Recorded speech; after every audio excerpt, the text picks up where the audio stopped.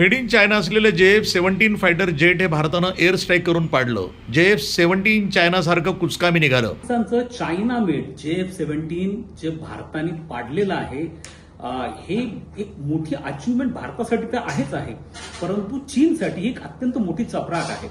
चीन या JF-17च्या बाबतीमध्ये याची तुलना ही सातत्याने रफेल बरोबर असेल किंवा अमेरिकन मेड जे फायटर प्लेन्स आहेत त्याच्याबरोबर असेल, सातत्याने करण्याचा प्रयत्न करत होता.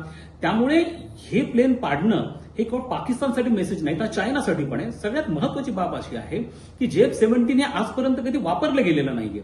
जसं रफेल यापूर्वी फ्रान्सकडनं किंवा नॅटो फोर्सेसकडनं सिरियामध्ये आयसिसच्या विरोधामध्ये वापरलं गेलेलं ते टेस्टेड आहे.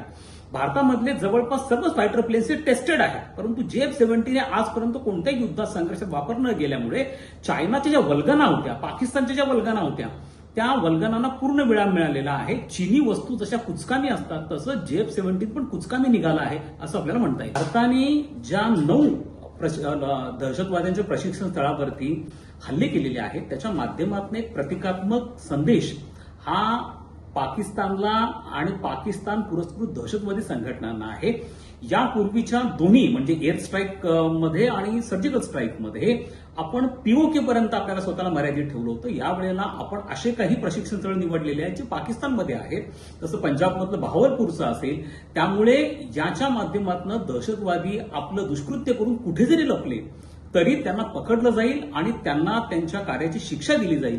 हा एक कडक मेसेज हा या ठिकाणी मिळाला. त्याचप्रमाणे पाकिस्तानचं लष्कर आणि पाकिस्तानची ISI कोणत्याही दहशतवादी संघटनांना प्रोटेक्शन देण्यासाठी सक्षम नाहीयेत हे देखील या माध्यमातून निघून आलेलं आहे.